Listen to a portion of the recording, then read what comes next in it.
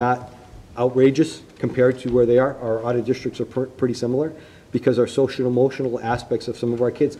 Remember back when we cut our elementary counselors last year because of budget, one of our goals is to put them back in because that might also curtail some of our audit district placements. If we have a person who can have a conversation with a student, modify their behavior, and make it acceptable in a classroom so it's not affecting the teacher and the other students, we might keep them home as well. Some students, we can't provide the services, we never will be. They need an out-of-district placement, I firmly support that. But I think if we can put some structures, some stopgaps in place to make sure that we're not just sending kids out because of their behaviors and we don't provide the service for them. Mm-hmm. I mean, because it's a combination between that and then you got to pay for all the transportation. Correct. It's the transportation piece that's outside of circuit breaker. And our circuit breaker costs don't cover the costs either. As you saw in that handout last week, what circuit breaker is just doesn't match. And that number can fluctuate as well. And that's the piece Christine keeps reminding me about our revenues. We don't know where our revenues come in. We don't know where circuit breaker is going to come in with a percentage. We don't know transportation reimbursement with a percentage. And we don't know Chapter 70. So we're throwing things out there, but the state could say, no, we're going to cut this back a little bit, cut this back a little bit. I keep hearing we have a very solid economy, and I'm getting cuts from the state. So I'm not really sure. I'm still, and I made that joke to Josh Cutler, I'm still waiting on that $1 billion surplus that I wanted to earmark for safety security going forward, and I haven't seen that either. And that's no dig on Josh, but I saw a lot of that in November, and I haven't seen anything on our side from that. Just as a follow-up, I did ask Senator Brady's office the other day any information they could dig up and provide to us through DESE on the safety and security with the supplemental from 18. You know, we lost, regional transportation was supposed to go up for last year, and they just decided to take $10 million out and do something else with it, let's just say. Any other questions? Anybody in the gallery? Mr. Bynum, Mr. Bezanson, Mr. Kowalski?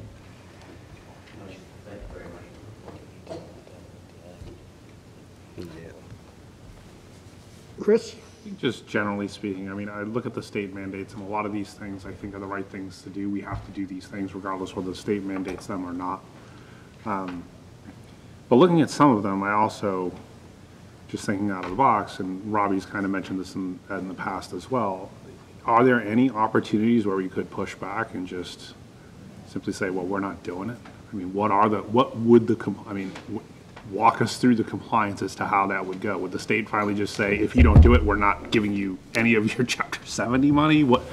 I think one of the highlights that I think we can use is our new commissioner, Jeff Riley, who was the former superintendent of Lawrence. If you remember a few years ago, we had what was called district-determined measures. And district-determined measures were like a very large, they were, let's see, homegrown MCAS tests in areas that states were not required to test. So a district-determined measure was for something that a district had to create, do all of this work, test their students, and then show the state.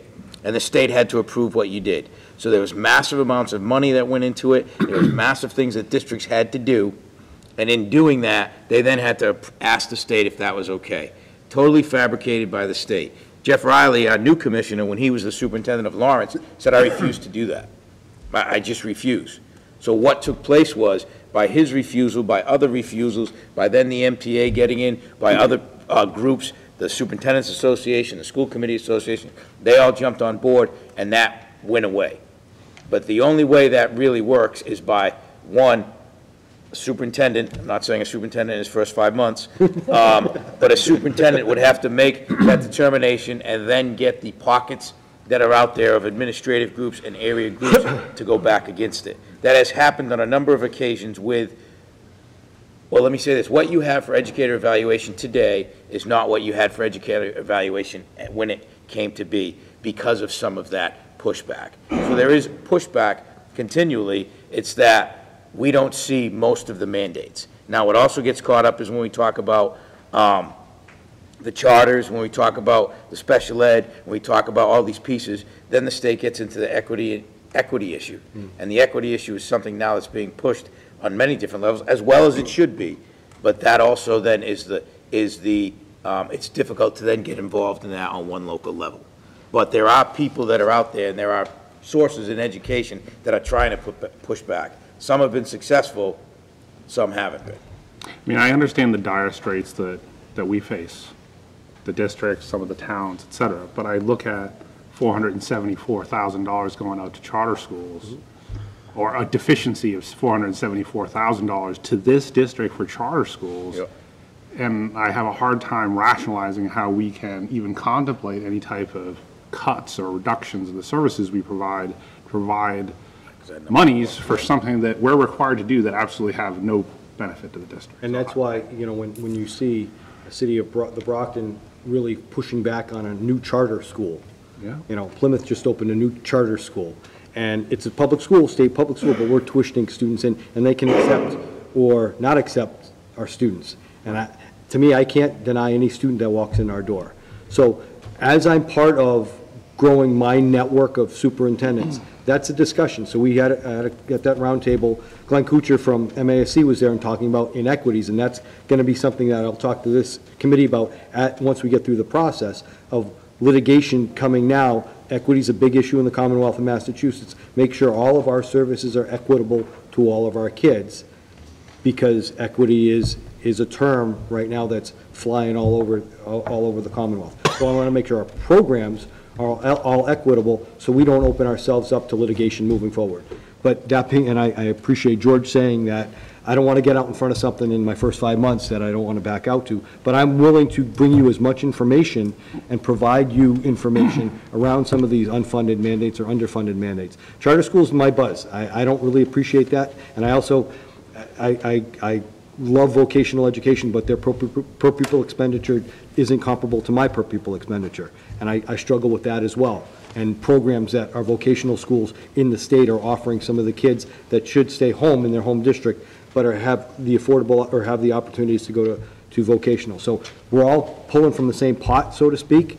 But I absolutely understand what you're saying, Chris, and I'll look into this a little bit more and see what we can do and what we can push back. The positive, what George said about Jeff Riley, he's a fighter, and he's a straight shooter. He'll tell you what he wants to do and what he doesn't want to do. So you're going to see some movement in DESE, and hopefully the State Board of Education will work with him as well.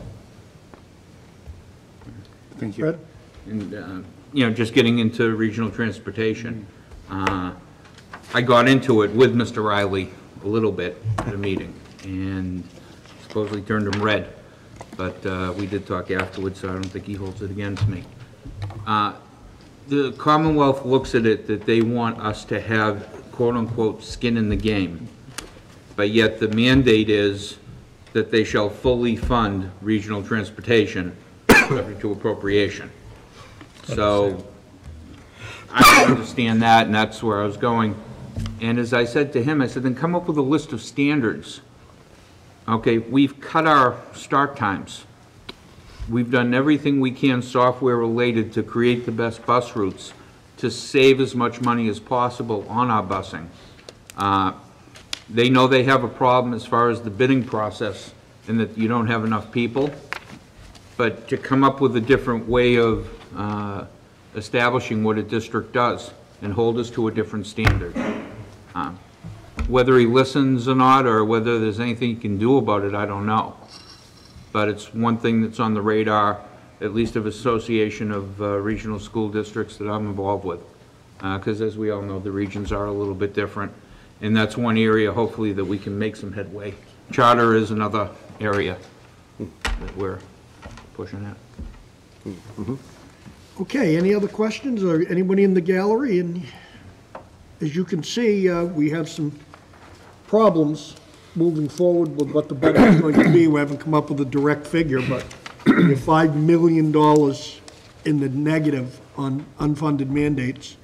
It does present a problem. If they'd fund all of that, I think it would cure all of our ills. That's not a problem. We wouldn't have A couple of them. Exactly. Okay, thank you. Thank you all. And Lisa, I didn't see you in the back. Thank you for coming. Thank you. Okay, continue your report. Christine, little update on FY19 and the transfer, please. In your handouts tonight is the year-to-date revenue report and the year-to-date budget report. The single pager is the revenue. First column, it shows what we're anticipating. The second column is any transfers in or adjustments, and those happened in July when the governor's budget was certified. Then you have the revised budget. The year-to-date expended is actually what we've actually brought in so far in revenue. So if you look at the town's assessments, we received 50%. We expect a payment in February and then another one in May. We actually did receive a payment, transportation reimbursement payment in January, and we received the balance or close to that balance hopefully in June. Does anyone have any questions on the revenue piece?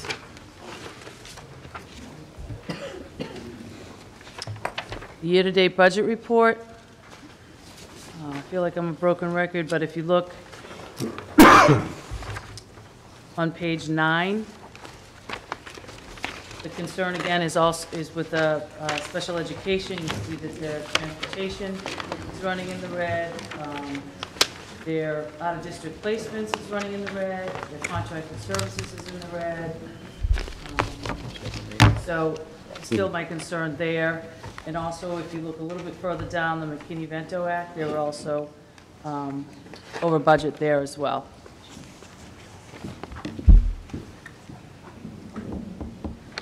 Other than that, it's status quo, but that's where my concern still is. Anybody have any more questions? Go to the transfer. Transfer? So the transfer, it says transfer number 1, January 16th.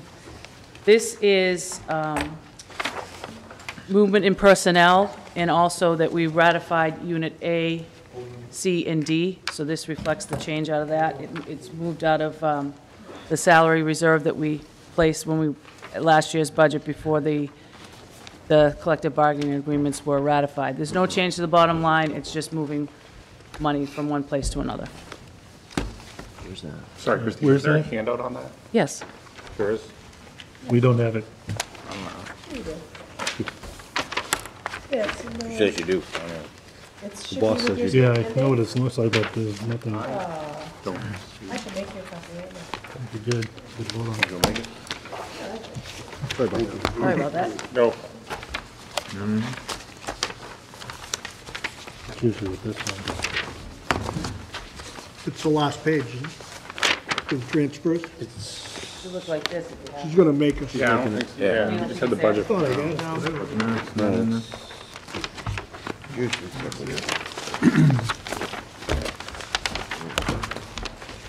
Christine, while she's running that, Sure. one quick question, if that's all right. Sure.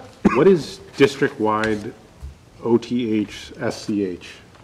Was Can you that tell me the- what page that's on? Oh, that was on page 9. Is that, it's a big one. It's a $3.5 million, it's like one, Oh, two, that's three. out-of-district placement. Okay, that's what I thought it Yeah, was. That's the 3.4. out-of-district, Yep, that is the out-of-district. out-of-district placement. This is the short version. I Yep. mean, No, it's fine.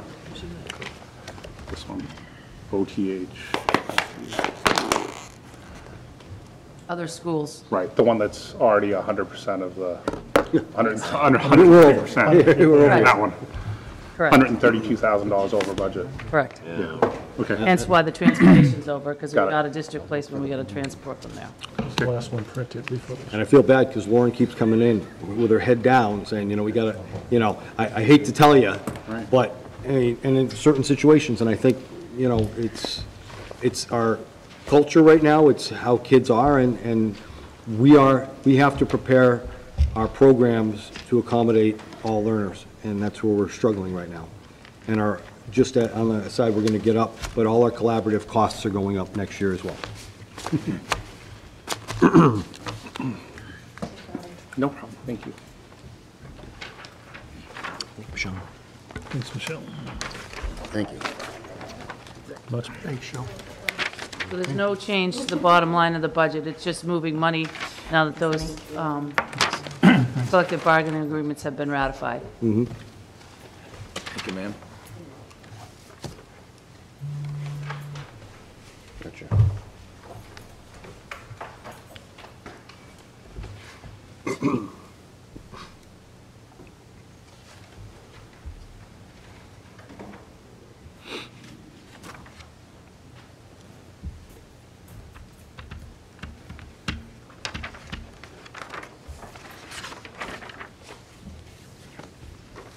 Anyone have any questions about this transfer sheet you just received? It has a zero impact to the budget. There's no change in the budget. Motion to approve the transfer? I'd entertain that motion. Second. Anyone have any questions? All those in favor of the transfer as printed? Thanks so much. Thank you. Thank you. You will see as we go forward, North River Collaborative. Every year, the school committee has to approve the annual report from North River Collaborative. I'm newly on the board of the collaborative. I enjoy working with our fellow partners in the area with collaborative. Steve Donovan is the director, executive director. I think he's doing a fine job over there. He's struggling with costs as well, and how to be as efficient in the collaborative in this role that he has. But here is, in your packet is the annual report for approval. I'd entertain a motion to accept. Second. Discussion? All those in favor? Unanimous. Thank you. Also, we have a school that would like to join North River Collaborative. It's Holbrook. And in order for them to join, it has to be approved by Abington, Avon, Bridgewater, Raynham, East Bridgewater, Hanover, Holbrook, Rockland, Stoughton, West Bridgewater, and Hanson, Whitman-Hanson, who are all members of the collaborative. I would entertain a motion to accept. So moved. Second. Discussion. Fred? And seeing that you're on the board, you can hopefully answer. There is no impact to us other than they would be providing services at their class, or I'm sure, Yeah, in their town. I mean, it's actually better to have more schools in the Yeah. collaborative because It adds- there's more money coming in. Right, so they'll defray some of the admin costs. Yeah. I wasn't on the board at that point when they accepted, the board of directors accepted them in June, so. Any further questions? All those in favor? Michelle, does this need to be signed somewhere? There's one page for you to sign, yes. Does it say chairman? Back page. You're the very last. Your last right? one. Yep. Hanson chairperson or something? Yeah. And then each school district signs it, then they send it into. Yeah.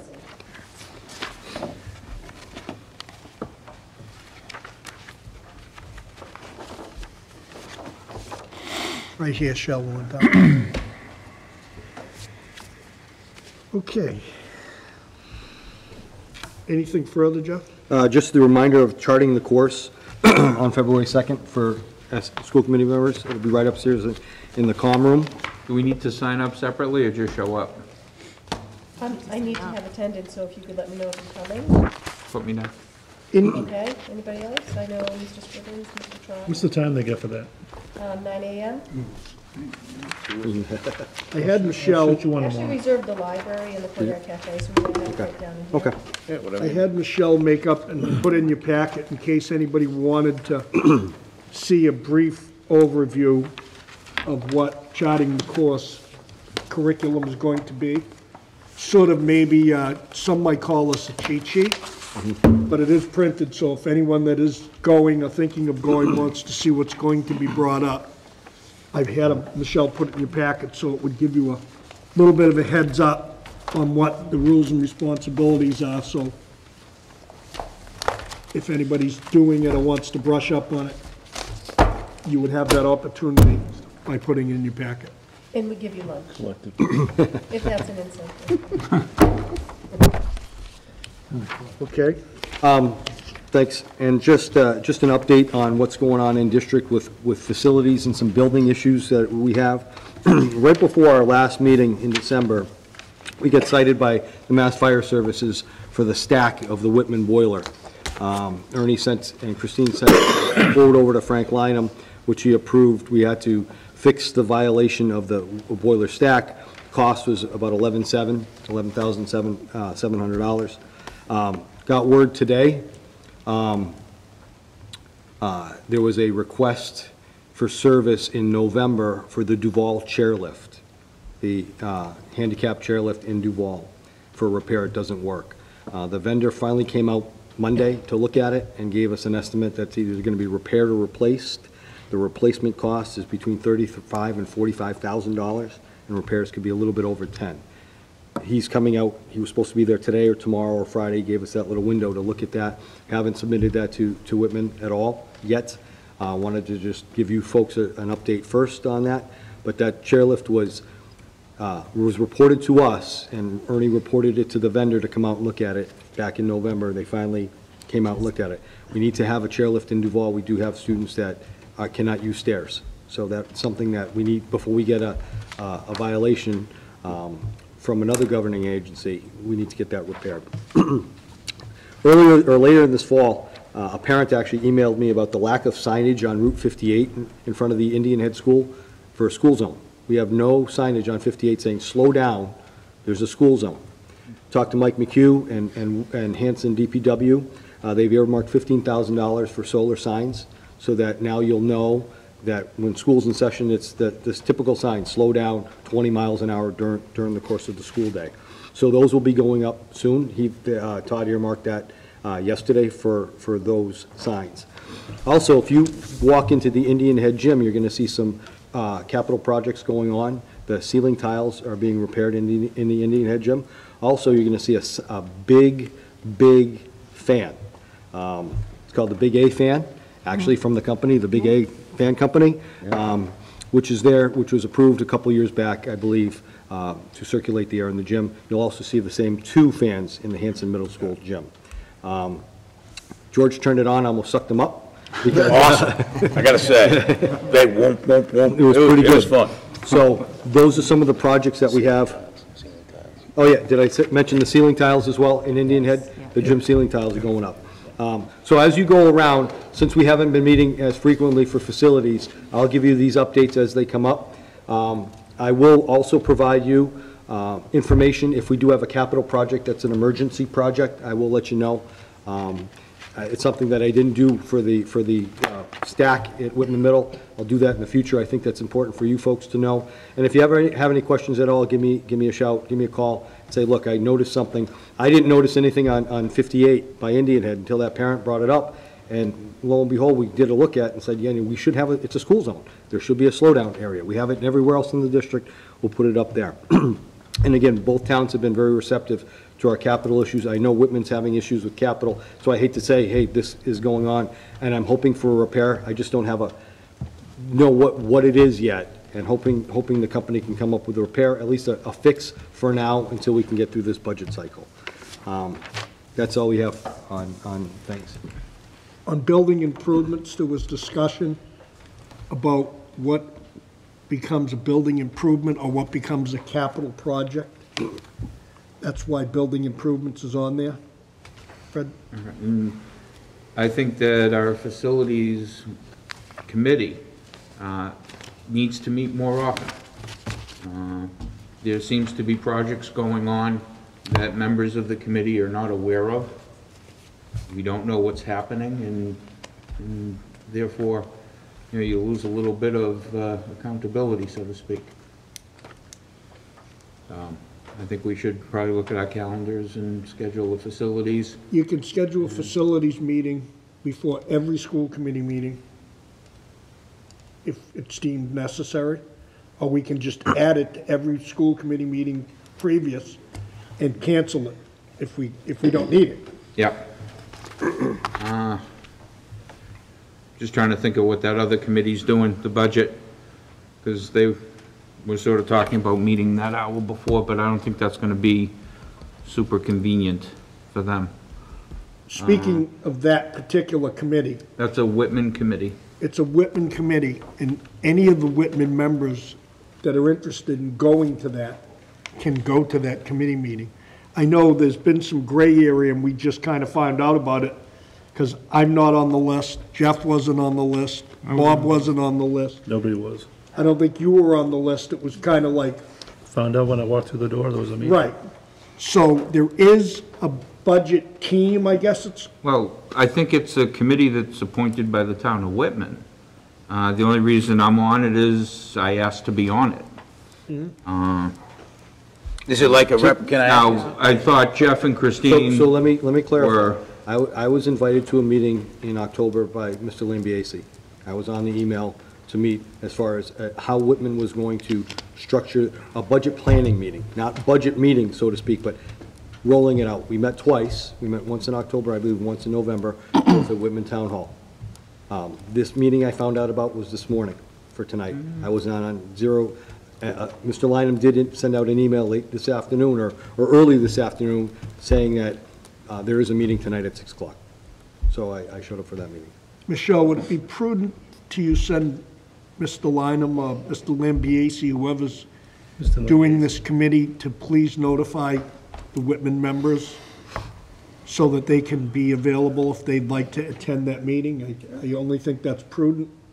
I don't think I'm overstepping, and that way he can say yay or nay, but at least everybody will be in the loop. Does that make sense? Can I ask a question? Sure. I wasn't at the meeting, I wasn't on the list, which is great. But Don't say that too quick. is this a decision-making body that would have impact at anywhere? No. It's on the timing and the process of the budget process for the town of Whitman. For everybody, the whole, The whole town, whole for all town. departments. Basically try to set up the guidelines that are lacking in the town. Okay. That the school has. Wouldn't that be under the purview of the Whitman Finance Committee anyways? No. It's every Scott department- Lambiase is the chair of this. It was his thought process and idea. I believe he was the appointing person for the town, as far as, you know, who was on the committee and not on the committee, as far as that went. And when they were forming it, they had, you know, mentioned something about someone from the schools or this or that, and I did express my interest, and, yep, sure, Fred, no problem. Yeah, because I sent an email into them saying I Yeah. wanted to go on and never got a reply back to them. So. I also, and perhaps it got lost in translation when we spoke last Wednesday morning. I know I mentioned that they had talked about doing it. It wasn't set in stone. I didn't get an email. I saw the little alert pop up, you know, from the town hall saying that the meeting was scheduled. And actually, it was originally scheduled for the town hall. So I called to get clarification on that, and they amended it. And Yeah, I wasn't part of that. I know we had talked about potentially having something, but when no email came out from Mr. Lambiase, I didn't know what was happening. I don't check the Whitman town website to see what's going on in the town of Whitman.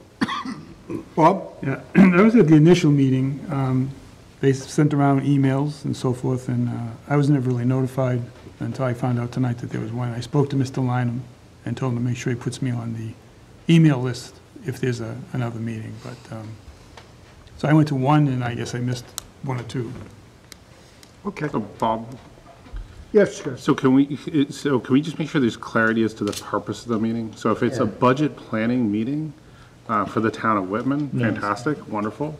I think there just needs to be clarity as to what is the scope pertaining to the school's role in that meeting and the governance associated with that, right? So is it a representation from the schools, or is it a planning meeting or not? Because I think that's where there's clarity, because somebody asked about decisioning and delegation. Certainly, something's going to come up, someone's going to ask a question, so maybe just clarity as to what the purpose is. Good, Bob. I think the first meeting I went to, my understanding was that it was a procedure as to when they would like to see budgets presented. But there was never a discussion as to what your actual budget was going to be. That, as far as I know, that committee has no way in which to accept or suggest what budget should be. It's primarily, I think they're trying to get dates like October 1st, December 1st, November something. But as far as individual budget was concerned, no. Talking about maybe what the financial situation is in the towns and a possible override as a solution, so on and so forth. But I don't think there's any indication that committee is going to control what the budget will be. Well, they'd be, again, usurping a, Right. and, you know, go back to Mr. Cullity, the abrupt no's, I have a history with Mr. Cullity and the abrupt no's, and that's not really an answer. I mean, I need an understanding, because It's not just FinCom that's there. They're trying to get a guideline of how to get instead of just walking up there in February, is there a way of rolling everything back to if they had it their way, July, but that's Can impossible. we get some clarification from I the Whitman think, Selectmen and Mr. Lineham? Well, I What's think going we- on? I think we're getting off of the topic that we don't even have on the agenda. I was We're given, not, I we was haven't given, been communicated anything either. right, I was giving us a little latitude, we're getting into a big discussion about something that's off agenda. I think we should leave it at this, and we'll put it on the next agenda. Michelle, please notify Mr. Lineham and see if we can get some clarification, and then we can come back to the committee and see exactly what's going on. Because nobody, let's make this clear, nobody's accusing anybody of doing anything wrong.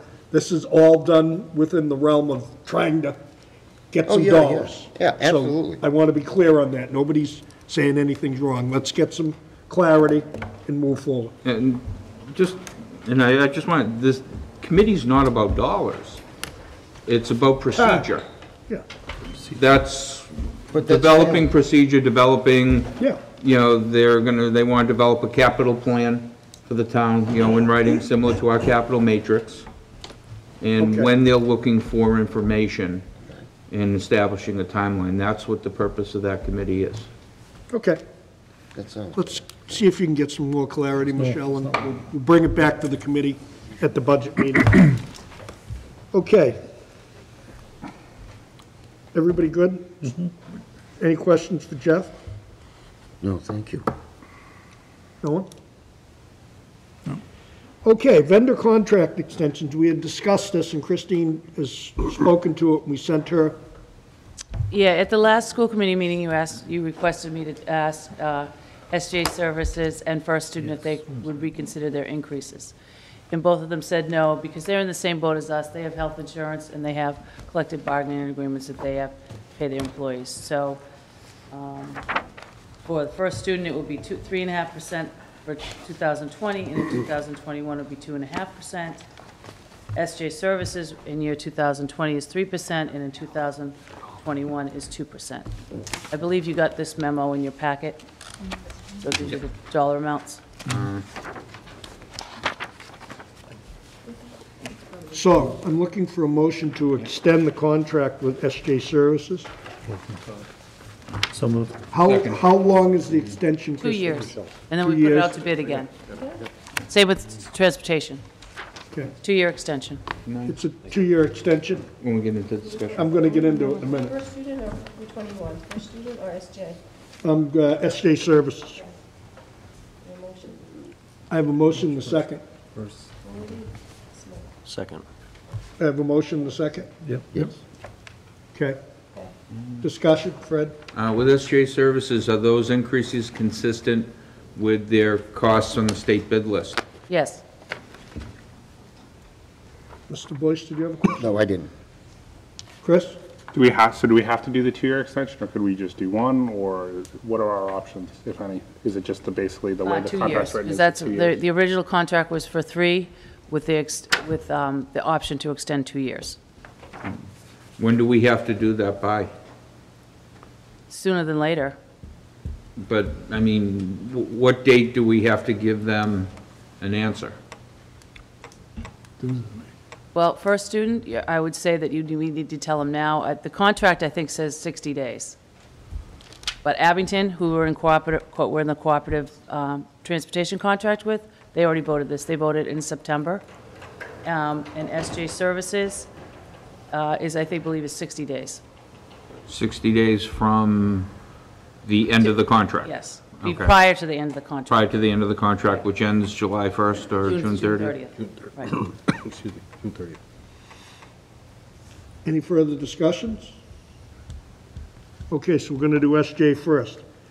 I entertain a motion, and I have a motion and a second to continue vendor contract extension with SJ Services custodial for 2 years. Any further discussion? All those in favor? Unanimous? Okay, the next extension is First Student Transportation, and that extension is also 2 years, Christine? Correct. I entertain a motion to extend First Student's contract for 2 years. So moved. Second? Discussion? Fred? Okay, again, we need to notify by June 30th? No, Or- by April 30th. By April 30th is But our... but if you vote this tonight, I can let them know now, so they can plan. And is there any option to do 1 and 1? You know, or is No, it, the original bid spec said was for 3 years with a 2-year option. So it's all or nothing. And Abington's already voted to. Abington voted in September, correct? Does anybody knowing what, does Abington make a difference? Well, we partnered up with Abington to get a better contract price. Right, And Abington's already voted it correct. for the 2-year extension. okay. Chris? So how does this line up with what you were talking about earlier in regards to transportation? So would we just, I haven't even started to look at. So this what it- would line up? Yeah, I mean, you're talking a 2-year implementation of that anyway. Anyone else? Seeing no further discussion, all those in favor? Unanimous, okay. Thank you. Stay right there, Christine. As you know, we've been leasing a piece of equipment, and leasing a piece of equipment or owning a piece of equipment are two different things. And we had been leasing it for quite some time, so we had brought this to the committee previously, and Christine, there was some questions. I know there was a question about keeping the insurance in-house with our insurance agent. Right. And you had a savings on that of, Yeah, the insurance through our own agency, agent would be $250 a year versus $1,200 here through CAT, the state bid list. The other question, I believe, was, you asked me about the service agreements. I think you have this on your you should have this should have been in your packet, I believe. The 3, 4, and 5-year options? Yes, the 3, 4, and 5-year options. Pretty self-explanatory. So the first year we wouldn't, first 2 years we wouldn't have, first year we wouldn't have any because it's under warranty. In year 3, 4, and 5, that's the cost. So if we did it for 3 years, it would be $2,900. If we did it for 4 years, it would be $4,300, and if we did 5 years of service, it would be $6,096. Okay, so, but are we talking warranty, or we're talking maintenance agreement? Is what this is? This is exactly what the gentleman emailed me. It said the visits are between each year since you're getting a brand-new machine to start and will not need service until year 1 is over. Each visit gets 500 hours of service, which includes filters and fluid changes for the owner's manual, as well as numerous other inspections. Okay, and what, so it's not warranty, it's just service. How many hours do we use the machine on an annual basis, do you know? I'd have to ask, that's a good question, I'd have to ask Ernie that. I mean, determining how many services we purchase, I would think we'd want to know, how much use we are giving the machine. If we're using 1,000 hours a year, and I don't know how those things work, is it just runtime, they leave it idling? It's strictly runtime, Fred. It's got an hour meter, it doesn't have a speed, doesn't have a mileage meter. It's got an hour meter. When it's running, the meter's going. You run at 500, if it's idling 500 hours, that's when it would get its service. That's something I think we can ask Ernie, but that's something that we can vote at a later date. the That's correct, option. you don't have to The vote. question is, Yeah, you don't have to vote the service contracts right now. It was just, that was the question to ask. How much was the lease again? Currently leased? The lease is, I said 18,000 the last time, but during the winter months, it increases a little bit, so it's actually 22,500 that we're renting, and then the lease payments would be 21,735 for 5 years. All right, so how much do we spend annually to lease the machine? Because we lease the current machine for 12 Yeah, months. we rent it 22,500 Annually, per year. annually, okay? And to purchase it, 21,735. plus the And we'll own it cost in- of maintenance? Yep, and we'll own it in 5 years. And $250 a year in insurance. Right. Yes. I think it's a no-brainer that we, Yeah, it makes sense to own the machine. and this In a is certain amount of years. How long is the payment? 5 years. 5 years. So in 5 years, you're gonna own a machine that's gonna last No, I mean, 25 The years. last number, like Christine said, and I thought it was like 18, that's why I wasn't adding up. Right, But well, the I just, 22.5 would make more sense. Ernie informed me that, I think it's December, January, February, and March, the rental rate goes up for those 4 months. Can we try and negotiate the interest rate a little bit? I can try, but I mean, this is Mr. right Howard off, could this is probably right bring a off, better perspective. this is right off the state bid list, so I don't know how much pretty good. room there is, 535? so. I can get 3% money right now. You can finance it. Okay. So I'd entertain a motion to accept buying this piece of equipment over leasing it. So moved. Second. One more piece of discussion? Discussion, go ahead. The current lease that we're in, or the rental agreement that we're in, are there any payment, prepayment penalties or termination I think fees? it's month to month. Okay. And this machine might take three months or so to come in. So it might work out perfectly. It's not like we're going to get it for the winter months. Yeah, no, I just want to make sure that, we're not obligated to pay till June 30th, say. No, we don't have a contract. And then It's we're on a- paying for 2 machines for a while. It's on a month-to-month basis. We don't have an actual contract with them. We just encumber the money at the beginning of the year, knowing that we're going to be paying for the rental on that machine. Any other discussion? All those in favor? Unanimous. Thank you, Christine. Thank you. Definitely a saving money. Jeff, safety and security initiatives? Yes, so back in November, I presented to the committee a tentative Alice information packet, PowerPoint that Kevin Harrington and Billy Frazier put together. The elementary principals went over it and kind of rewrote some aspects, not the safety aspects, but the user-friendly piece for elementary kids. So you have this PowerPoint that we'd like to present moving forward to our elementary students and our parents, and we'll start those conversations into January, middle February, ongoing, building to building, so kids, it's really the bottom line is pay attention, do what your teacher says. That's the overall piece of this whole presentation, and not to be afraid of the police, not to be afraid of when something goes on. I think it's a really good explanation, being an Alice trainer myself, for elementary school students to be prepared for something that we don't want to think about, but to have that conversation so that they have an idea that not every time that we say stay put or shelter in place, that there's an armed intruder. But using the common language and then showcasing it for our parents. Is it Fred? possible to get it put on our website? We can do it, I want to get it out to parents. I So- wanted you folks to know first, and then we'll use social media, we'll put it all out as we go. But I want parents to have an opportunity. What I'm concerned about is blasting it out there without an opportunity for explanation, and then the Facebook world takes a comment. So as we do that, we will roll everything out on our social media and on our website as we move forward. I think the one thing we have to look at is what is the security aspect of letting the PowerPoint go out on social media as to if there are steps involved, but the overall general consensus, I think, would be, yes, obviously. Anyone else? Will you be having another, like a follow-up meeting to the one we had, like, was it last year? Last April, May, another safety security as we go forward. And I think that's for 6 through 12, just common language, because again, the thing that folks want to know is, what does that mean when you go into stay put? What does that mean? Did something happen? And we want to get the elementary piece out, because that was never formalized, and now we can have another Because conversation. I remember parents wanted to, after them says no, half wants it to be implemented. We have a good process in place. Nothing's perfect, but we have a good process in place to make sure our kids are safe and secure to the best of our abilities. And again, the relationships with our police and fire on both sides, I think, are outstanding. I can't give them enough kudos credit for their people and their response to us anytime we need it.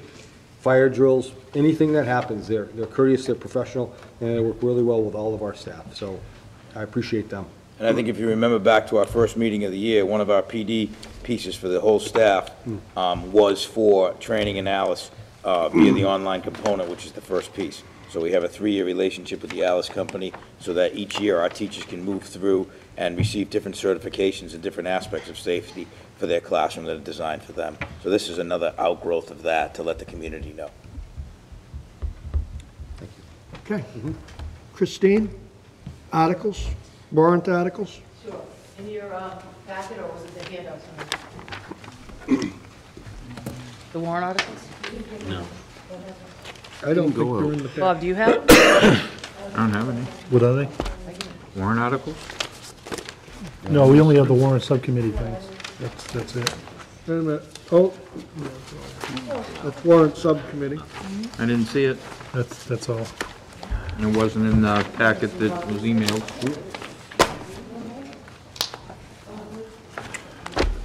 Want to bounce, Bob, while we get that? George can do Not that. some, No, I don't know. George can do the health survey. do you want copies or do you want me to read them to you? These are placeholders. 'cause They're the warrant- placeholders for the Whitman Town warrant. They've asked that we put placeholders in by January 25th, and I know we're not meeting again until February 6th. So these are just placeholders, estimates. They came right off the matrix of what we want be placed on for next year, this year. There's been no discussion with haven't had a capital meeting with them. So it's just to put a placeholder on the warrant. Because they're going to close the warrant pretty quickly. Right, It's only open for a few weeks. right. By the 25th, they need it by the 25th. Yeah, was it the 26th they By closed the it? next time we meet, we will be, the warrant will be. And then the closed. special, we'll have a little more time with the special, so. Okay, we can move by that one for the sake of time. Academic calendar, Jeff? Sure. So, I just wanted to bring up the academic calendar for next year. We're not voting on it today, but this is one of the years that we can potentially extend Christmas break, or winter break for us. The 23rd is a Monday. I don't think we're going to bring kids in on a Monday, the 23rd, prior to Christmas. And New Year's Day is on a Wednesday. So I'm looking at a potential break from school ending on December 20th and students coming back on January 6th, which is a full 2 weeks. Just wanted to put it out there because that might have an impact on snow, whatever. We're looking at a tentative date of starting school for teachers on August 26th, kids on the 28th, with an end date with that vacation of 2 weeks of being June 16th, without snow. We do have another piece of this calendar, just for your information. There's no major election in November next year, but there is a primary election in March of 2020. And I believe the town of Hanson has asked us to have a I have it right no here. school day Yeah. for that. So we're putting that on the calendar as a temporary, but I just wanted the committee to kind of think about that potential of not opening the school for the Thursday and Friday after New Year's. It'll be an extended break. If we end up having some snow, that might be a potential issue as we go forward. But as we look forward to this, I just wanted, before we got into, hey, here's the calendar, vote on the calendar, I just wanted you to think about the fact that we have a potential, this doesn't happen all the time, but keeping the schools closed for 2 solid weeks potentially could save on heat, on just letting people know, and as soon as we can get this out, actually plan a vacation during that time frame, and go after Christmas and still have a full 7 or 8 days before school starts again. So it's just something I wanted to have you think about before we come to March and say, this is the calendar, and bam, here we go. To actually talk to the principals a little bit about how they feel and getting a little flavor from the staff, because it is a long break and we are going to extend into June, and if we have 2 or 3 snow days, we could be potentially into the 22nd or 23rd of June, something that we haven't been in a while, because we do start so early. I think you also, this has happened 2 other times since I've been here where the holiday has been on a Wednesday. And both those times we did shut down. We, at one point, anticipated, putting the heat down lower so we get some savings in costs and shutting the schools down, except for the high school due to its structure. And we did that and it worked out well. Another time, it didn't work out so well because community groups came in. So Jeff and I have already talked that if this is done, we would have to send out those memos to the community groups that usually use the Saturday or the Sunday at schools to at least make sure that they're shut down for the second week, which is usually the one that sometimes they're open for, so you can get some of those cost savings by lowered heat and things of that nature. Just want to point out that when we did do that, there was a side letter of memorandum that there wouldn't be any school on the 23rd at that time, if I'm not mistaken. So, and that's been eliminated out of Unit A's contract. But I look at that piece of, on the 23rd, opening the buildings for 1 day would be a challenge. So I mean, I look at that one, I'm looking at the other side of the aspect, of the calendar. But what I really just wanted the committee to know is we're looking already at that. And I don't want you to be stuck with a decision in March, and I want you to, you know, think about where we're going and give direction to what we need to do. Also with that, I've been contacted from the Hanson Town Clerk, and I'll read it to you, dear Mr. Hayes. I would like to give you the date for the known state election that will take place during the up-and-coming school year of 2019-2020, so that the school committee could take into consideration not having school on that date, which is the presidential primary election, Tuesday, March 3rd, 2020. The hours are from 7 a.m. to 8 p.m. It would be greatly appreciated if you and the committee could make this happen. She would also like us to vote to close school on Tuesday, March 3rd. So while we're not going to vote on the calendar this evening, I want you to just keep that in your mind. And also, Michelle, remind me as we get closer and we start to vote on the calendar, make sure we don't forget this. Okay? I have it earmarked too, well, as well. Pardon me? I have it It's earmarked. on the calendar that you. Okay, as long as we're good. Yep. I'm good with it. I don't want to get the town clerk. Understood, worked up. absolutely understood. Okay, back to the warrant articles. Article S1. See if the town vote to raise and appropriate $45,000 to install thumb-piece latches in all interior classroom and office doors in Whitman Middle, Conley, and Duval Elementary. Article S2. See if the town, you want to do them one at a time, you want to do them? Bob, is there a Hanson one? No, because this is just, Whitman Yeah, needs us now. Whitman opens and closes them. Yeah. So we didn't put Hanson on for discussion at this point. You want to do them one at a time, or you want to do them as a? Do them all. Okay, to see if the town vote to raise and appropriate $25,000 to replace exterior doors as follows: 2 at Whitman Middle, 3 at Conley, and 2 at Duval. Article S3, to see if the town vote to raise and appropriate $14,000 to install motorized physical education curtain for educational purposes to increase class size, proposed by the Whitman-Hanson Regional School Committee, obviously. Mr. Chairman, you know what I'm going to ask. Do we have to read all these, or can we accept them as written? We can accept them as written if you. Because as long as the money's up there, because you could always come down or you always can take them off, you just can't add. Right. I'd like to make a motion to accept as written. Oh, yeah, there are a ton of them. So moved. I'd entertain a motion to accept as written. So moved. Second. Any discussion? These are placeholder only. We can withdraw any of these on town meeting floor. Discussion? Fred? Can we add something for the Duval lift? I know we don't have a dollar amount. Can we add it with a sum of money, or do we have to have the sum in there? You can- put that on the special. Okay. They have money.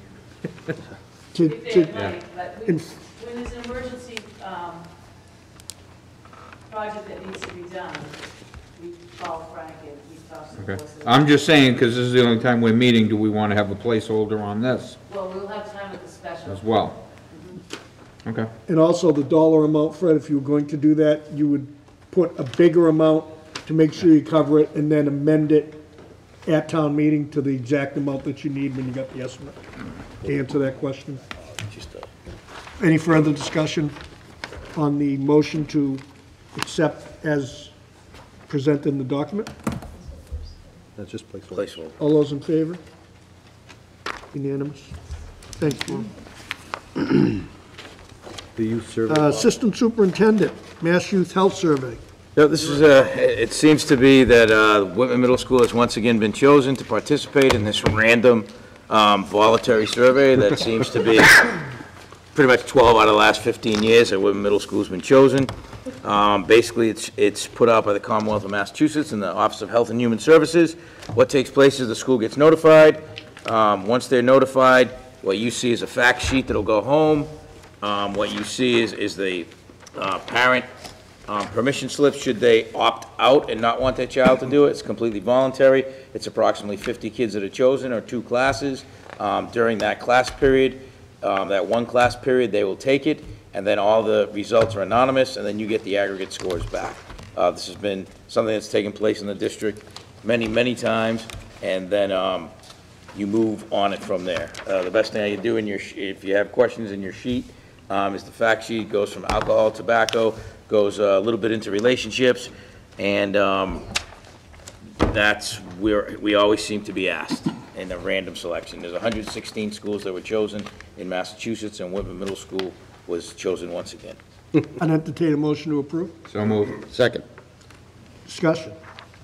So just to, Parents can opt out, correct? Yes. Parents can opt out by filling in the paperwork, and it's bilingual, if not trilingual, as needed. just a quick question. I know some of the questions it says may be sensitive. Do you or any other administrator have a chance to review it in advance of it going to the What we kids, or review, is- what do they you not see sent, it? no, what they sent to the school is the past, is a copy of the year before's questions. So if you feel sensitive or if you think someone doesn't want to do it. But because it is voluntary, if a child even starts it and doesn't want to finish, they have the ability to skip or opt out and walk out, and there's nothing that says they have to. Anyone else? All those in favor? Thank you. Okay, I don't have any donations tonight. Nothing is declared surplus either. There is a field trip request. Student Council on March 6th to March 8th will be going to Hyannis for their annual state conference. Approximately 10 students, 2 chaperones, which are the class advisors, I believe, Dan Moriarty and Tracy Scott. They will not need a school nurse because one is provided in Hyannis in case there is a problem.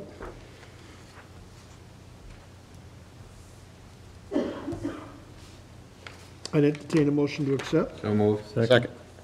Discussion? All those in favor? Unanimous, thank you.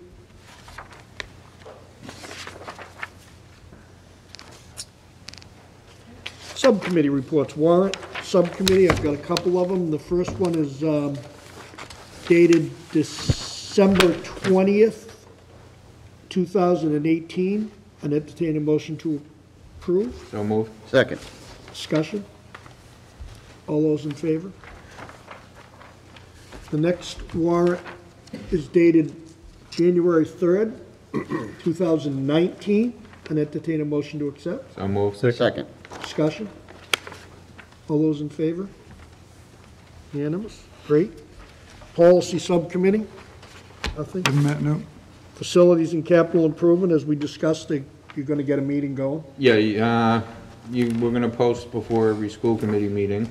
That sounds like a good idea. And if you don't need it, If we don't need it, you we'll can move on. let Michelle know prior. I'm just thinking, we're not going to do it on the budget meeting night, which is February. Yeah, that's fine. The end of the month, end of February, I think it is the 27th. Okay. Legislative update? Pretty much stagnant, people getting assignments and whatnot. There still is interest.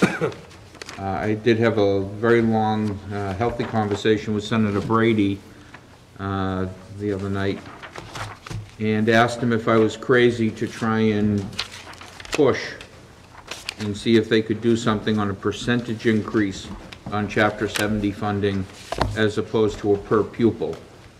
If we were to get a minimum of 3% as opposed to a minimum of $50 per student, it would be substantially more dollars. I have his permission to quote him, and that is, he's seen the craziest ideas move through quickly and get through, so don't think it's that crazy. You know, let's have further conversation, and who knows what can happen. I floated that to a few other people in some other school districts, and the consensus is to perhaps we can try and push the legislature for that. So that's something that I guess I'll be working on to try and see if we can make that happen. Other than that, it's pretty quiet. Still waiting for the supplemental 18 and also the 19 information for safety and security, school resource officers, etc. And I don't know if you've heard anything, Christine. I don't. Nobody seems to know a word. Too busy to know. Michelle, to tailor on that, could you send a letter to State Representative Sullivan and see if she would come to our budget meeting? Okay. Because I haven't seen her yet, and I think we've invited her. I'd like to have her come meet us. We could tell her our problems. Yeah, well, actually, when we invited, the last meeting she was invited to, she was actually in training Yeah. up in Amherst, That's so fine. She just logistically couldn't make it. Okay. Mr. Chairman, Fred, do you think it would be helpful if when you happen to go to those meetings that you might have some type of letter endorsing that from the entire school committee? I think that they're really on board to help us. I don't know that we need that letter. You know, I think that once things get going and inching up into the budget season, then yeah, a letter that we could send to all state representatives and all state senators. But do you think that we need to be informed as you go along, so we know what you're presenting? Oh, I'll keep you informed as to what I'm doing. Sometimes I just think that, you know, if there's some type, I don't know, I wouldn't say legal, but some type of endorsement from the entire committee, whether as on a piece of paper they see 10 names, that might push things a little bit longer too, as some people may thinking it's an individual. I don't know, I'm just thinking out loud here. Yeah, no, and obviously the strength of the committee, you know, is far stronger than just one person. The reception that I've received so far, until something could be perhaps a little bit more formal, I think that might almost be overpowering, so to speak. I think it's a good idea. I mean, it gives you, it shows them that you have the backing of all of us. What can it hurt? I mean, if we want to author a letter to our state senator, 3 reps, We've done that in the past, that's why. yeah, you know, stating that if you guys think it's a good idea, that instead of a minimum per pupil increase, you know, of a nominal amount of between $20 and $55, there was something tied to really the cost of the increase of our budget. More of a 3% minimum, you know, is the hold harmless. The other scary part is, and there was a whisper that there may be some traction from the governor's office, which hopefully wouldn't go too far, to get rid of the hold harmless, which could really, really hurt us with Chapter 70 funding. I'm just thinking if there's individuals, let's say there's one person from Abington, one person from East Bridgewater, and you from Whitman, if 3 of those committees sent in a letter individually saying, you know, these are our concerns, I don't know if that pushed things along more, but I just feel as though that sometimes if there's more numbers and they see more names saying, oh, you know, that's just my thought. Yeah, and I'd entertain a motion to do that. yeah, I mean, I'd welcome something of that nature. You making the motion, Mr. Trotter? Yes. Second. Further discussion? What was the motion? That we're gonna, Michelle's gonna ask it anyway, so. that we're gonna send, Michelle knows, we're gonna send a letter signed by all of us saying we support the change from per pupil to possibly a A 3% minimum increase. Percentage increase such as 3% as a minimum increase in Chapter 70 funding. Yeah, whatever the language is. Yeah. We're in discussion, go ahead. Yes, as part of this, the State of the State address by the governor's coming up. I don't know if it's next week, whatever, but I know it's been put out there somewhere about looking at the formula. Yes. We might see it in his State of the State address, and please look it up. I just don't know the date. Last night was the State of the City for Boston. Doesn't affect us really, but indirectly there's a great partnership, I think, with the governor and with the city of our capital, of the capital of our Commonwealth. So they're actually going to be doing something going down to Washington. I'll support them in whatever they're doing there. But anyways, it'd be good to hear what they have to say. Plus, Fred, don't forget to mention that group that runs that website, not website, the Facebook page. Oh, the, Narissa Walton. yeah. She's Support our a very regional good schools. advocate, the supporting of the And regional school which districts. Actually brings me to a very good point. There's a group out there, FOF, Fund Our Futures, which is backed by the MTA. And they're pushing from the Foundation Review Committee the results of that study. Right. Those results do not favor regional school districts. They're showing that result with the tweak, if it happened, on only charter school reimbursement, and after a 5-year period, we would see approximately a $919,000 increase. But they say we don't know the numbers because the numbers are always moving. And that was put out by Mass Budget. The prior spreadsheet that I had seen showed Whitman-Hanson getting a 0 increase. Senator Chang Diaz has put in the numbers, or turned in the numbers for FY20. Nobody has seen them, so we have no idea what the actual numbers are.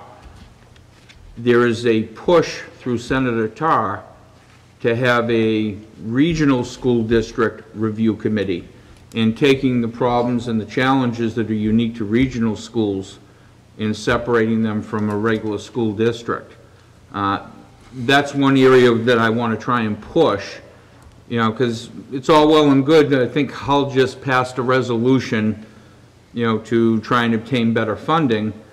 I think someone mentioned to me it would add about $23,000 over 5 years to their budget. It really wouldn't have any impact, and they were confused as to why they actually did it, but I don't want to get into another school's business, but the difference for a regional, you know, is far different. And, you know, I think if we can concentrate on that and try and get them to look at us, you know, our big problems, regional school transportation, you know, to get that fully funded, you know, that would mean, you know, $200,000-300,000 annually additional, something like that, you know, so good chunks of change. All right. I have a motion and a second to send that letter that we're all going to support it and sign it. Any further discussion?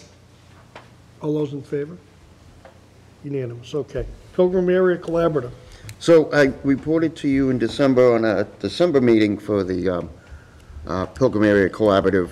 At the time when before we adjourned our meeting, we were deciding whether we should have our January meeting because it's January 3rd, speaking of dates close to New Year's, and if we would have a lot of business. We took care of a lot of business on behalf of the collaborative in December, so we did end up canceling January's meeting. Okay. Negotiation Subcommittee, I believe we're all done with negotiations finally, so the subcommittee is done. I would entertain a motion to adjourn. So move. Second. All those in favor? Executive. We don't need an executive session. It's on litigation. Oh, okay. I'll take that motion and second back, please. Yes. Yes. Okay, I entertain a motion to go into executive session. So moved. Second. Yes. Yes. Yes. Fred? Yes. Yes. Yes. Yes. Yes. Yes. When we come out of executive session, the only motion I'm going to be taking is to adjourn. We will be taking no votes.